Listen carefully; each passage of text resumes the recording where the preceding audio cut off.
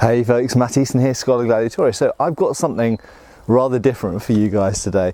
As you can see, I've got a table in my garden set out with a fairly large array of mostly swords and some other things for reference points, ranging from the 9th century right the way through to the 20th century.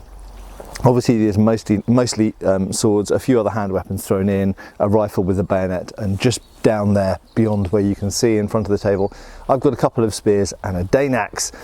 Why have I done this? Well, first of all, it's quite nice to see these things all together, but what I'm looking at today is weight or mass, and I notice a lot of fallacies and a lot of misconceptions and a lot of BS, frankly, written in all sorts of places, be it role-playing game guides or video games, or on kind of facts about movies, or indeed on some kind of actually weapon related or HEMA related or martial arts related pages on the internet.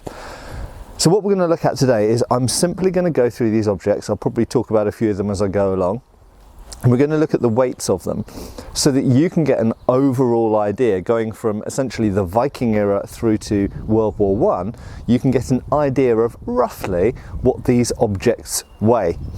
Now, before I do that, I'm going to highlight one thing, and that is that mass isn't everything. Okay, so often when we're talking about a dead weight of an object, to pick one of these things up, we're talking about the dead weight of an object. That doesn't necessarily tell you how it feels in the hand. Where its weight distribution lies governs a lot about how it feels in the hand. And if we take something like the axe or the warhammer, clearly they have most of the mass located towards the end, towards the hitting end, and something like a sword has most of the mass actually located around this part of the blade. So this is, despite the fact this might be a similar weight to an axe, this will feel very much more nimble in the hand than an axe would.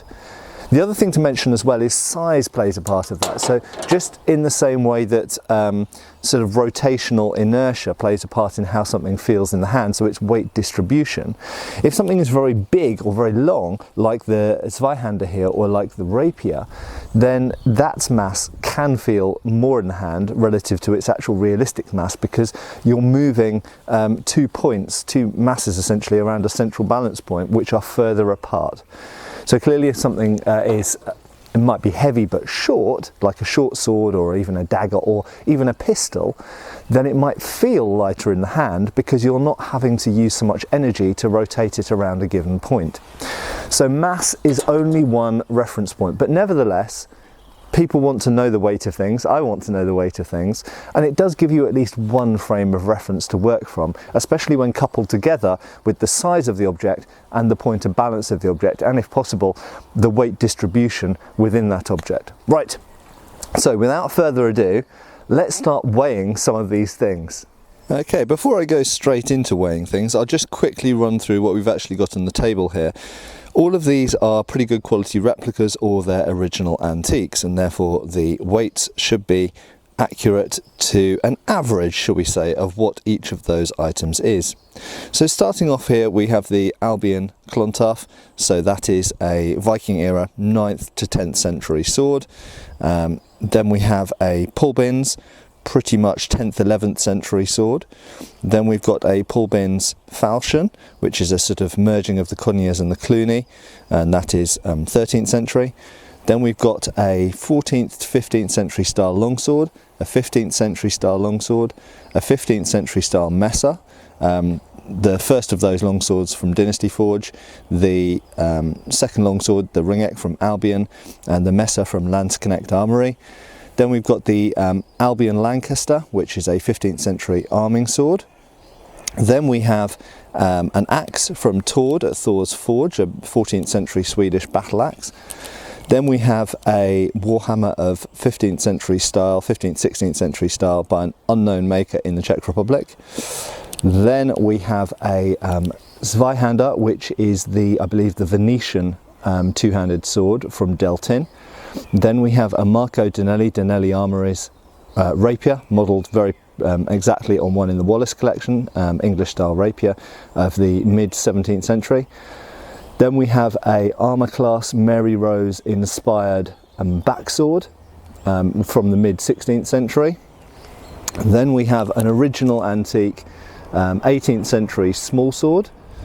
Then we have the 1796 Spadroon, British Sergeant Spadroon in this case. Then we have the model 1811 Blucher, very similar to the 1796 light cavalry sabre, but this is the German version. Then we have a 1845 variant Royal Navy Cutlass, original antique, as all of these are at this end. Then an 1822 French light cavalry sabre. A 1828 pattern, but dates to probably about 1850-1860 Highland officers broadsword, so similar to many broadswords and backswords that went before it. Then we've got a Wilkinson made rifles officer's sword from the late Victorian period, about 1890. Then we've got a Martini Henry rifle with the bayonet attached. Dated to 1870, I can't remember, 1877 I believe. And finally we've got the 1912 British Cavalry Officer's Sword, service sharpened for World War I, good quality example by Wilkinson. On the ground here we have a Danax, very good replica by Tord at Thor's Forge. We've got a Hanway, so not great quality, but it's fairly realistic in weight. A winged spear of sort of, let's say, 9th, 10th century style. And then we've got a Paul Binns, good quality leaf bladed spear in the late Saxon or Viking era style on a longer shaft. So here we go. So I've got my scales here. These are the postal scales I use for posting stuff all around the world, so they are accurate and reliable. I've set them for the purposes of this to grams because it's quite precise, and I think a lot of the people in the world use it. Obviously you can convert to pounds online. I'm not going to do that now because it would take too much time. So without further ado, let's start with having a look. We'll start in the earliest period and move to the latest period. So first of all, the Viking era sword.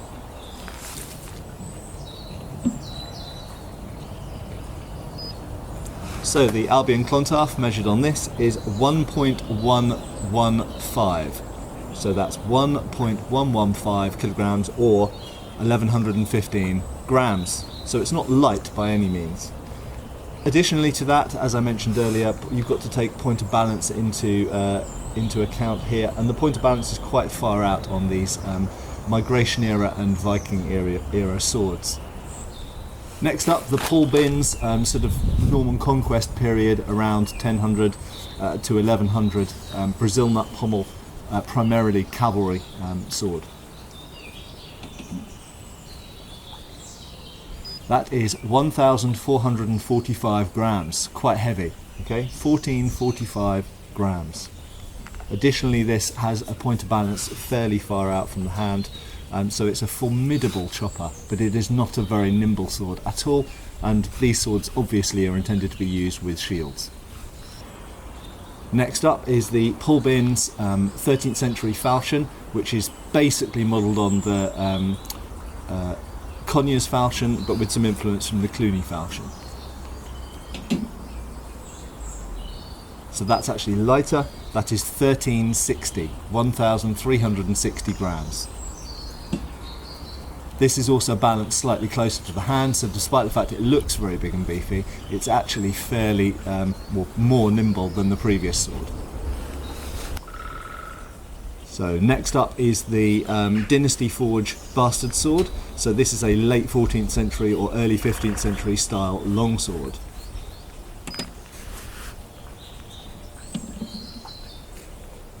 That is 1,395 grams, 1,395 grams. This also balances closer to the hand and of course is predominantly a two-handed sword. So very much more nimble than the previous two swords, but for the most part not intended to be used with a shield. Next up is the Albion Ring-X. So this is a pretty typical example, average example of a, let's say, early to late 15th century, so all of the 15th century really, longsword of average size, average weight, average balance. It's fairly average, good, typical example. That weighs 1,540, 1,540, 1,540 grams. This is a nimble sword, light sword again when we're talking about inertia and weight distribution. Clearly it's got a very narrow tapering blade, so you don't have very much mass at the tip. Most of the mass is centred closer to the hands, so it feels very quick and nimble in the hands.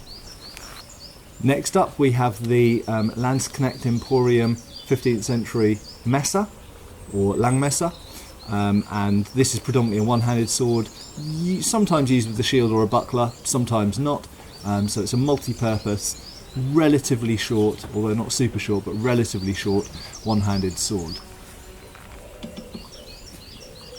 And that weighs a mere 935 grams, so 935 grams. This is a light, nimble, quick sword that in the hand feels more similar to later period sabres. Next up we have the Albion Lancaster. So this is a fairly good typical example of a mid-15th century arming sword in style, but in terms of its weight and general proportions and size, it's actually quite typical of arming swords from the late 13th century right the way through to the 16th century, and not dissimilar to certain side swords as well.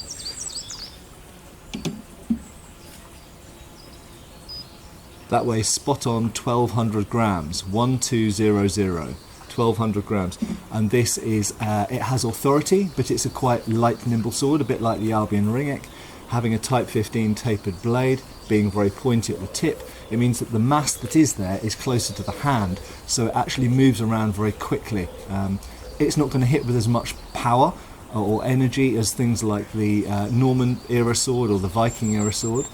Because the mass is closer to the hand, the point of balance is closer to the hand, there's not so much mass at the tip, but the total weight is not dissimilar.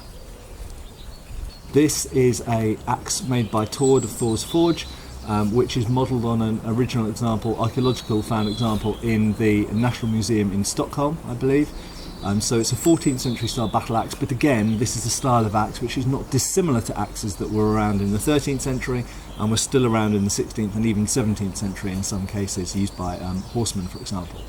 But this is basically, let's call it a generic medieval battle axe of average size.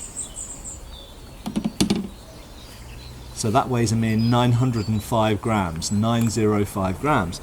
So actually, this is, as an object, very light, but of course when you swing it, it feels heavy because almost all of that mass is at the tip. So although we're comparing weights here, I have to keep reiterating that how something feels in the hand doesn't always bear any relation to what it actually weighs. So this is only 905 grams, a lot lighter than a lot of the swords, but it feels more cumbersome to swing and is slower because all that mass is at the tip. A warhammer of 14th, 15th, 16th century type. They stayed from the late 14th century right the way through to the 16th century. You find warhammers of this type. We could call this a generic 15th century warhammer. This is obviously a shorter object designed predominantly to be used by people wearing armour against people wearing armour. But let's see what it weighs. So 930 grams, so really very close to the axe. So what we find is these medium size I kind of reluctant to call them percussive weapons because obviously they're piercing and cutting as well in the case of the axe and the spike, but these types of weapons are often actually lighter than swords from the same period, but they're also shorter, and all of the mass that they do have is towards the tip, so they hit with more energy in a strike and they are slower to move, but their total mass is often less. Right, this one can barely fit on the screen, of course. It's the Zweihander, which is the Venetian two-handed sword, in this case from Del Tin in Italy. This is, I have to say, is not a fantastic replica in that it is a bit overweight compared to originals, but we're going to weigh it anyway just to give some context, some heavy context in this case.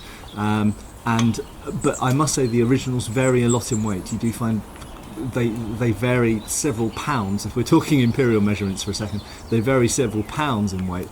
And I've looked up examples in museum collections that can be anything from about £5 or £6 minimum up to something ridiculous like 12 or 13 pounds for sort of what we'd call parade swords. This isn't as far up as that, but it is probably on the heavy side for a fighting sword. So let's see what it does weigh.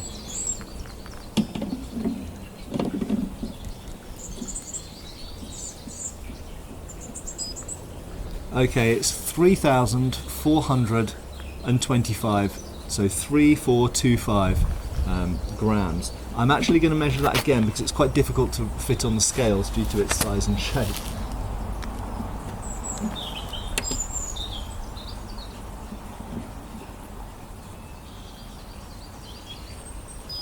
it came out 3,420 that time with a slightly different angle. So we're talking about over 3,400 grams. I'm just going to quickly give you that in pounds for reference. So that actually weighs in pounds 7.54 pounds, which is actually slightly less than I thought it was. I thought it was over 8 pounds, so 7.54 pounds. Next up is the Donnelly Armouries rapier replica, which I have made for me, which is a copy of, or a close replica, should we say, of one made in the, one stored in the Wallace collection. I know that this weighs around 1,300 grams because that's what the original weighs. Now, one thing I have to mention, I've only got one rapier to weigh here, which is really not representative. Rapiers vary hugely, and the term rapier is a catch-all term for a whole group, a whole family of swords that vary a lot. But nevertheless, I've got one, so I thought I'd throw it into the mix so we've got that kind of chronology going through here.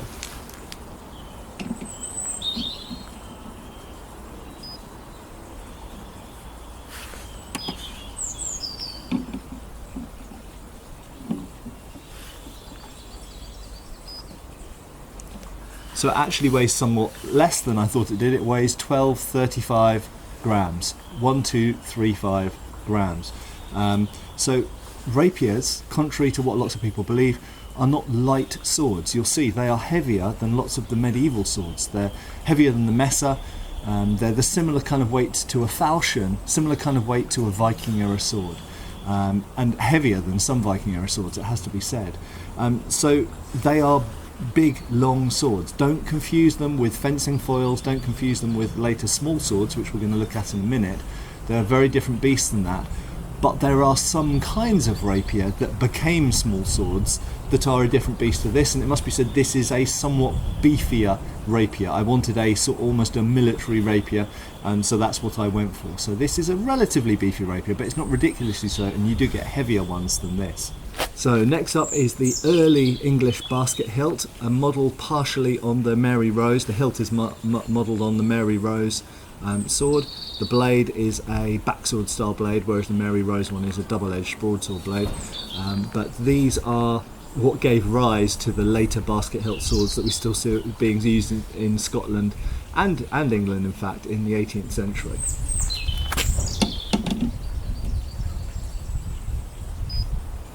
So that weighs 1145 grams.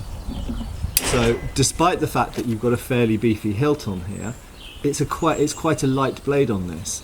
It's like a kind of light saber blade, or even a beefy spadroon blade. So actually the hilt does add mass, but it doesn't add maybe as much mass as you think, and it brings the point of balance back towards the hand. The pommel on this, which you can see looks very large, is actually hollow, as the originals are. So this is actually a very quick and nimble sword with a lot of hand protection. So technologically, you could say it's quite a step forward in terms of what it offers the user from some of the things that went before. And this is mid-16th century, but this type of sword was still around right the way through the 17th century as well. And then descendants of it, we're going to look at another basket hilt in a bit, were still around even in the 19th and early 20th century. Right, here we have an original antique Colishmard small sword. So this is a type of sword that was used predominantly with duelling in mind, but was also used in self-defense, and they did sometimes come up against broadswords, backswords, sabers, hangers. So they were used in the street. They were basically self-defense weapons as well as dueling weapons. These are amongst the lightest swords that have been used.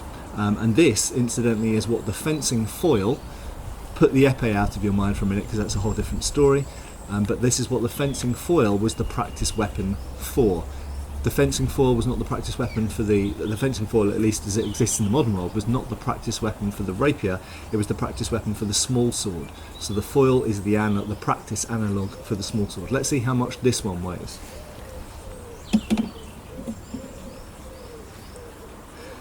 This weighs a mere 435 grams, so it's half the weight of most of the lighter swords that we've looked at so far. Hence, it's called the small sword. It is almost like a small, almost a half size, certainly half weight rapier. It is a light, very nimble sword. Next up we have the ever popular spadroon. This is the British 1796 version, probably a sergeant's version from its simplicity. This could debatably be the 1786 that came before, but nevertheless it's a late 18th century British spadroon. The spadroon, of course, as most viewers of this channel will know, is a sort of hybrid between a backsword and a small sword. It has a small sword style hilt, or you could say Walloon broadsword style hilt, with essentially a narrow or very light backsword blade. Right, let's see how much it weighs. 645 grams. So you can see it's pretty light, 645 grams. So in a way, it is, as I said, it's almost a hybrid between a backsword or a sabre and a small sword. And in terms of weight, that's kind of where it sits as well. It kind of sits in that middle ground between usually what those two objects tend to weigh roughly. So 645 grams for the spadroon. It's a very light, nimble sword, obviously at the cost of some cutting power and things like that, but nevertheless it is a hybrid design. Next up we've got the German Model 1811 Blücher sabre, which is modelled on the British 1796 light cavalry sabre. I specifically chose a German one because they're a little bit different to the British ones. The British ones tend to be a little bit lighter than the German ones. I've actually got an article weighing and comparing stats on a whole bunch of different 1796 light cavalry sabres on Eastern Antique Arms on the research page, and I'll link that below. So Eastern Antique Arms, which is my antique dealing business. And so I've specifically chosen one that's not a British 1796. I chose the German Model 1811 Blücher instead. Let's see how much it weighs. So the Blücher weighs 1135 grams. So we see actually that this is not dissimilar at all to various types of medieval sword that were around. It's not really lighter. In the hand it feels quite similar to certain types of arming sword. So in terms of weight, balance, weight distribution, it's not that different really to swords that have been around for centuries beforehand. So what we have here is a British Royal Navy cutlass. It has the 1845 pattern hilt, married with what I believe to be a shortened 1796 heavy cavalry blade. So they reused old blades for economic reasons. The end result is something that weighs quite similar to the typical 1845 cutlass. This is relatively typical of lots of types of cutlass from all over Europe from the 18th and 19th centuries. Let's see how much it weighs. 1235, so 1235 grams, and that confirms what I would have expected. Cutlasses tend to be heavier than cavalry or infantry officers' swords. So when we're looking at typical 19th, 18th and 19th century backswords and sabres, cutlasses tend to be at the heavier end, not ridiculously so, but they tend to be at the heavy end of the weight spectrum. Sometimes, in the case of this, because they have a completely iron hilt, so we've got an iron grip, cast iron grip, obviously a big iron shell guard, and quite beefy blades as well. So sailors, I guess, were robust chaps, and it was considered that they were best equipped with these heavier and practically indestructible hand weapons. So despite the fact they are shorter, they are often slightly heavier than cavalry and infantry swords. Next up I've chosen the ubiquitous French 1822 light cavalry sabre. Why did I choose this? Well, because it was a sword that was incredibly popular and used throughout the 19th century and into the 20th century from 1822 onwards, and it was copied by lots of other people. Lots of other nations copied this model of sword. It stayed the same design really from 1822 and still being used in World War I, and to some degree anyway. And it's, yeah, like I say, a popular design. It was copied by the Americans. The Americans copied their 1840 so-called wrist breaker saber that you see in Western movies and was used in the American Civil War. That was a copy of this, and the later 1860 was just a development of that. So let's see what this weighs. Incidentally, before I weigh it, I should just mention these are quite big swords. They have 36-inch blades, so they're generally quite long by European cavalry sword standards.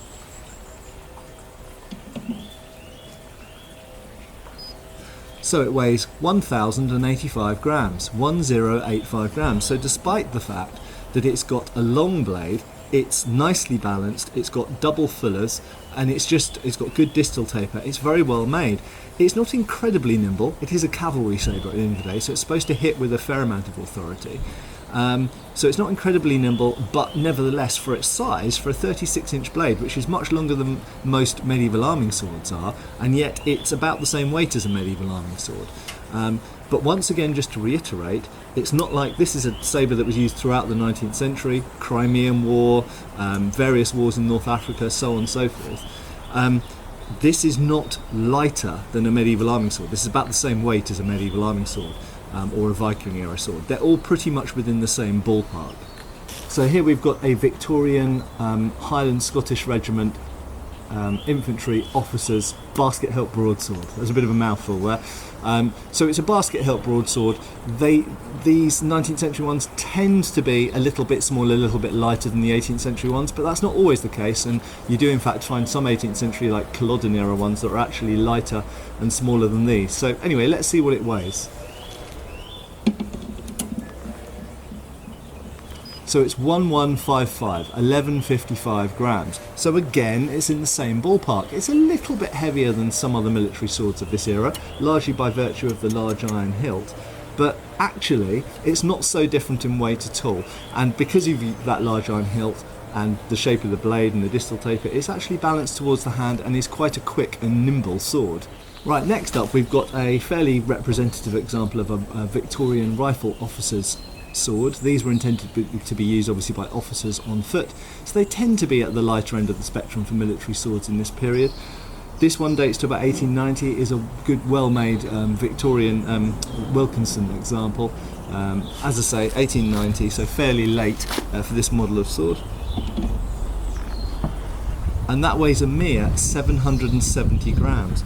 So this is actually a fairly light one. They usually weigh more like 800-900 grams. 770 grams is not making it as light as a spadroon, but it's in that direction. And in many ways, the lighter versions of these infantry officers' sabres could be considered almost in the direction of spadroons in their form and how they handle, basically.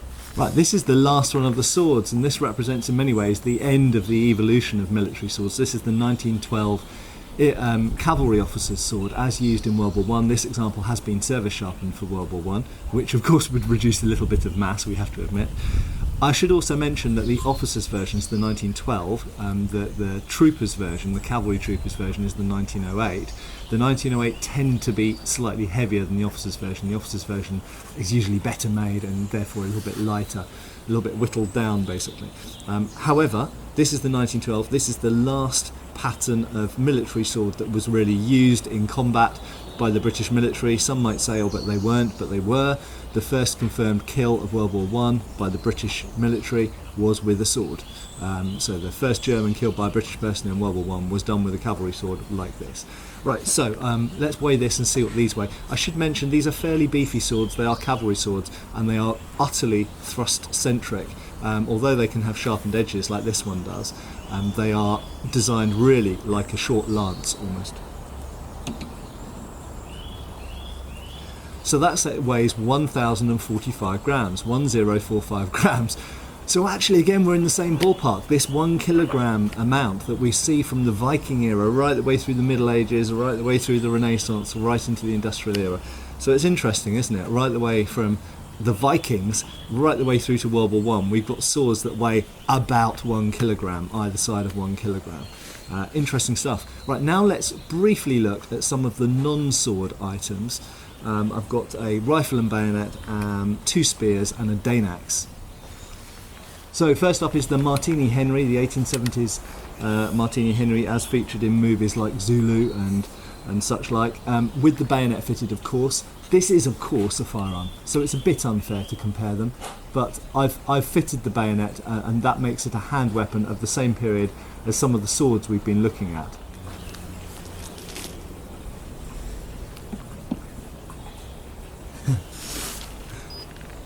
Interestingly, precisely 4,300 grams. So that's a heavy object, isn't it? And it doesn't surprise me at all because, of course, firearms, particularly historic firearms, are heavy because they are primarily firearms. They've got a lot of mechanics here, very solid breech, and they're not primarily designed for hand-to-hand combat, but nevertheless they were used as such. And in fact, when you consider the number of people in in the Crimean War or World War One using bayonets. There are probably more people using bayonets in those wars than were using arming swords in the 100 Years' War. So actually they are important hand-to-hand combat weapons, but they are super heavy, as you can see. So 4,300 grams, that's significantly heavier than the big Zweihander behind me. And yet lots of people would think, I think they would think anyway, of the Zweihander as being a heavier weapon, but actually the bayonet mounted on the musket or rifle is a heavier weapon than a Zweihander. Right, of the spears, first up we'll measure the one which is, shall we say, almost in many ways an average spear, in that it has a fairly average style spearhead that was around for centuries and centuries, on a shaft that is, I think, about 8 feet long, fairly typical of many spears that have been used by many different nations all over Europe and all over the world, in fact, for a very long time. So let's see how much that actually weighs. I actually have no idea. I've never weighed one of these things before. The tricky thing with these is finding the point of balance to weigh them. Right.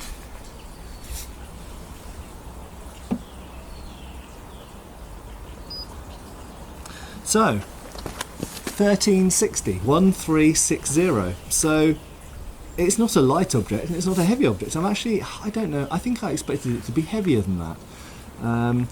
Of course, when we're talking about rotational inertia, when we're talking about the energy required to move this thing, it depends how you're moving it. And with an object as long as a spear, it takes very little energy to move it like this, but it takes a lot of energy to move it like this because of the length of the lever involved. So there we go, that's the mass of it. It weighs about the same as a long sword or a heavy arming sword. So they're actually very comparative weights, but they feel completely different in the hand because of their difference in proportions. Next up, let's weigh the winged spear. So we'd expect the winged spear to be heavier, I think. It's a thicker shaft, it's a bigger head. Let's see. I honestly don't know, actually.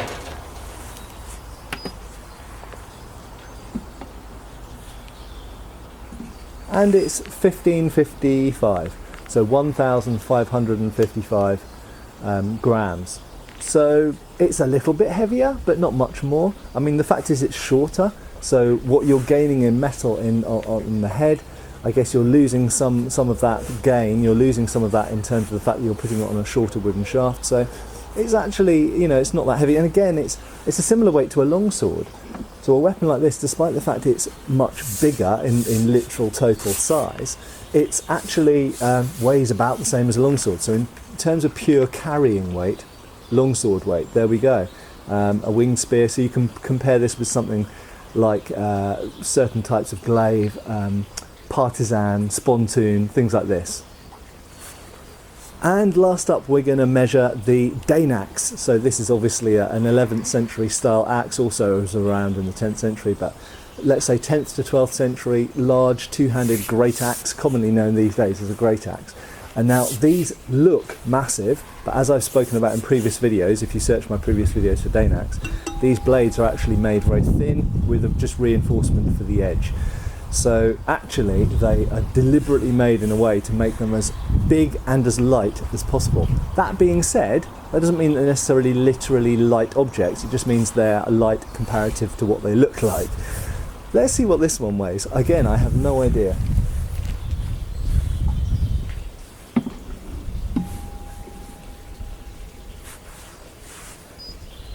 So that weighs 2,155 grams, 2,155 grams.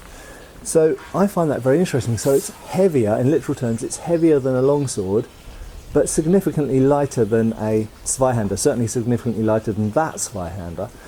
So it's almost like the weight of a big longsword, essentially, which actually in size is kind of right, isn't it? Because it's about the size of a big longsword. But remember, as always, what I say, it's not just about pure mass, it's about where that mass is located. And with this, the shaft weighs relatively a negligible amount, and actually most of that mass is at the end. So you have a huge amount of striking power, but therefore you also have to put an enormous amount of energy into it to swing it and steer it, because all of that mass is at the end of the lever.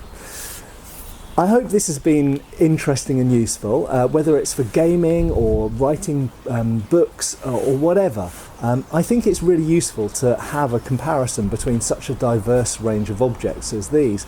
And maybe in the future I'll look at some other objects, maybe different types of firearm, maybe different types of thrown or missile weapon, maybe also non-European, because obviously I've focused on European swords and weapons here. Maybe I'll have a look at some Asian swords as well, for example. But I hope it's been useful and interesting, and give us a like and a subscribe. I've got lots more videos if you like this one that will be of interest. Have a look through my backlist of my playlists, and see you again soon for another video on Schola Gladiatora channel. Cheers folks! Thanks for watching. We've got extra videos on Patreon. Please give our Facebook a like and subscribe if you haven't already. Cheers folks!